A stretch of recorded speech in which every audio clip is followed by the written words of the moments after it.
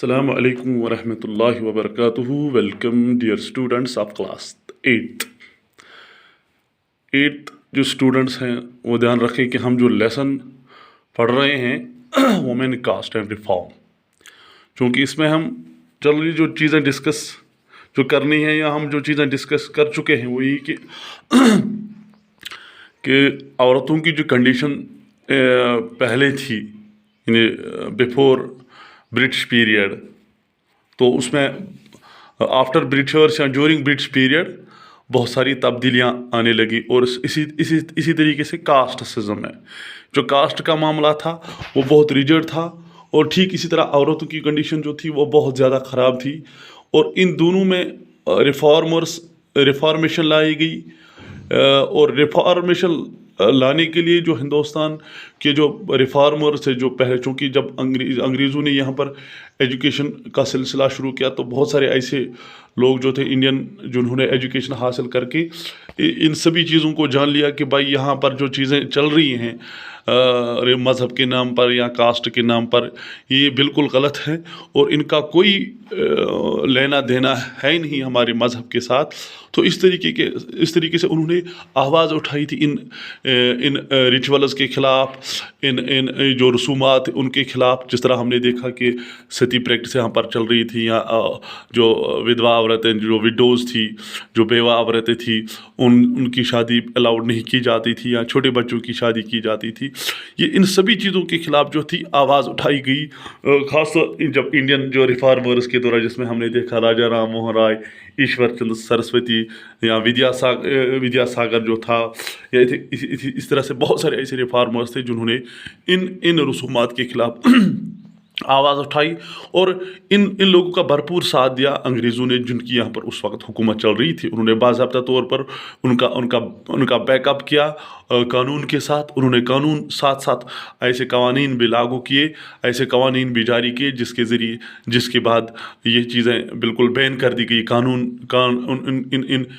इन चीज़ों पर कानूनी पाबंदी लगा दी गई, ख़ास तौर पर सती प्रैक्टिस जो थी, जिसमें औरत जो थी अपने पति के, अगर उसका पति मर जाता था तो उसको उसके जो आग में जब उसको जलाया जाता था, उस औरत को ज़िंदा वहाँ पर धकेल दिया जाता था।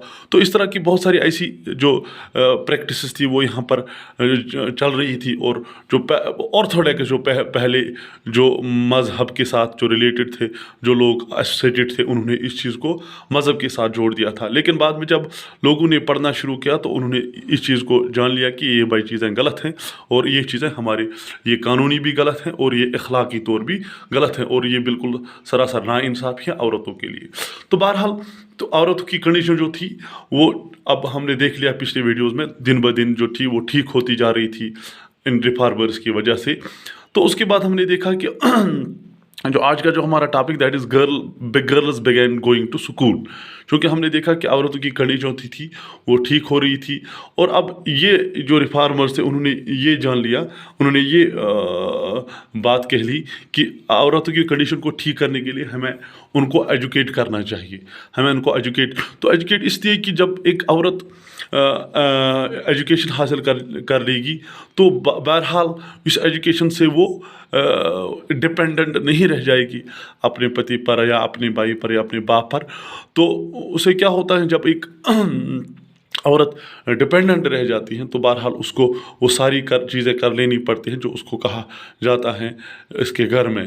तो एजुकेशन एक ऐसा टूल था जो रिफॉर्मर्स उस टाइम कहा कि इसे एक वुमेन जो थी वो सेल्फ सफिशेंट बन जाएगी, खुद मुख्तार बन जाएगी, और वो इससे उसकी कंडीशन जो होगी वो ठीक हो जाएगी। तो ऑलरेडी एक मुहिम चल रही थी रिफॉर्मेशन के नाम पर कि औरतों की जो पुरानी कंडीशन जो थी वो ठीक होती जा रही थी। तो इस तरीके से अब जो रिफॉर्मर्स थे वो अब इनकी एजुकेशन पर जोर दे रहे, क्योंकि ऑलरेडी एजुकेशन तो यहाँ पर स्टार्ट हो चुकी थी, लेकिन औरतों का जहाँ तक ताल्लुक़ है, गर्ल एजुकेशन का जहाँ तक ताल्लुक़ है, तो उसमें अब अभी हिंदुस्तान बहुत पीछे अभी चल रहा था, क्योंकि औरतों के लिए ख़ास इंतज़ाम नहीं थे।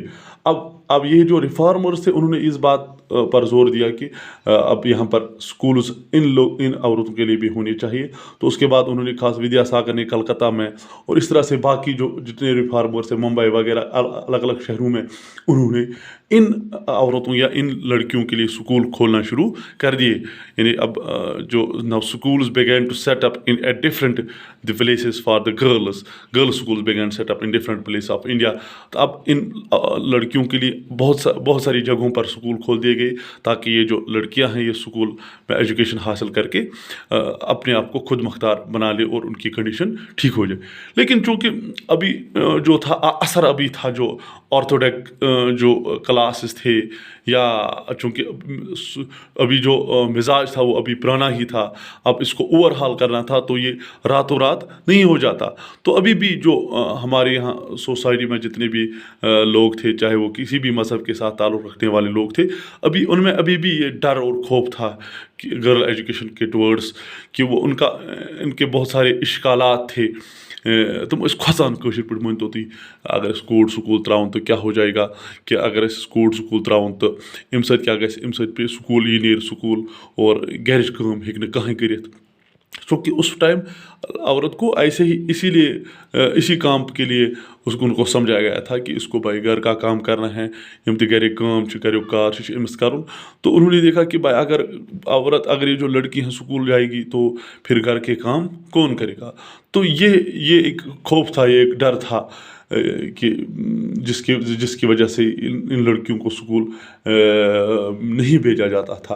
اور دوسری ایک اہم بات وہ یہ تھی کہ یم ٲسۍ دپان کہ یُس ہسا کور چھِ أمِس چھِ سکوٗل گژھنہٕ خٲطرٕ مارکیٹ مٔنٛزۍ پکُن, وتو پیٚٹھۍ پکُن, سڑکو پیٚٹھۍ پکُن, تہٕ اَمہِ سۭتۍ ہیٚکہِ أمۍ سٕنٛدِس یُس یہِ کریکٹر چھُ اَمہِ سۭتۍ ہیٚکہِ خراب گٔژھِتھ.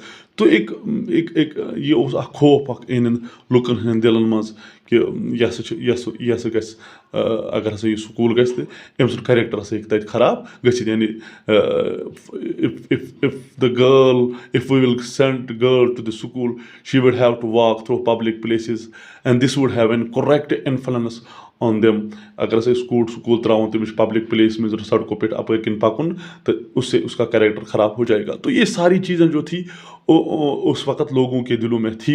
یا اتھے کنس جو مسلمز ٲسۍ تو تم ٲسۍ زیادے پہنس یہ حظ یم خاص آرتھوڈکس مسلمان ٲسۍ تم ٲسۍ دپان بالکل یہ ہسا چھِ زٔنۍ ہٕنٛز تعلیٖم یہ ہسا چھِ بالکل ناجٲیز. تو اس لیے ٲسۍ تم واریاہ یم تہِ تم ٲسۍ ارینجمنٹ کران مسلمان زٔنٮ۪ن کہ کورٮ۪ن یِم ٲسۍ اَتہِ گری کران ارینجمنٹ مولوی صٲب یا وغیرہ, تو تم ٲسۍ تمن گری قرآن وغیرہ پڑھناوان.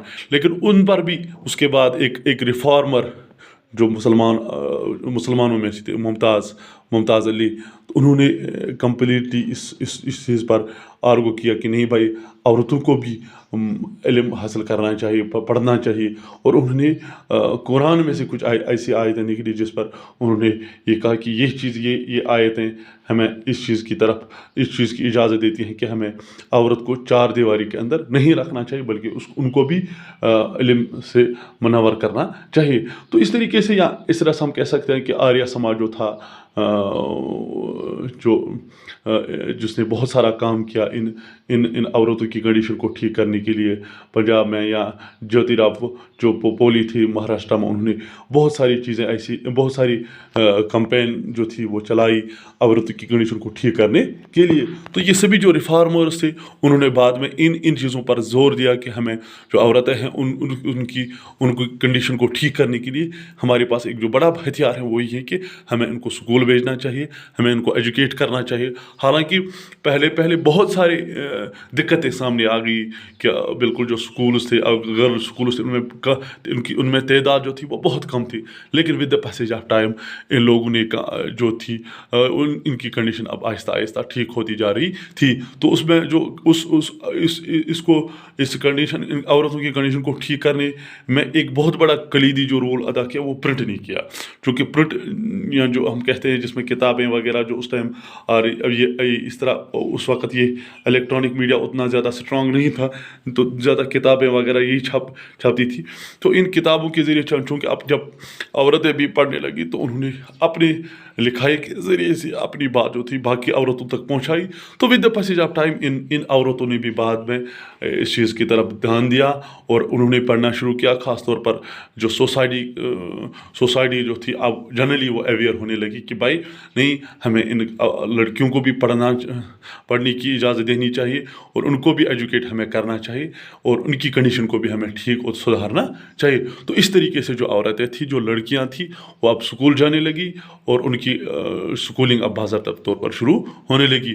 حالانکہ ابھی بھی یعنی اگر ہم کہہ سکتے ہیں کہ جورنگ برٹش پیریڈ بہت زیادہ کم تعداد جو لڑکیوں کی تھی وہ اسکول جا رہی تھی.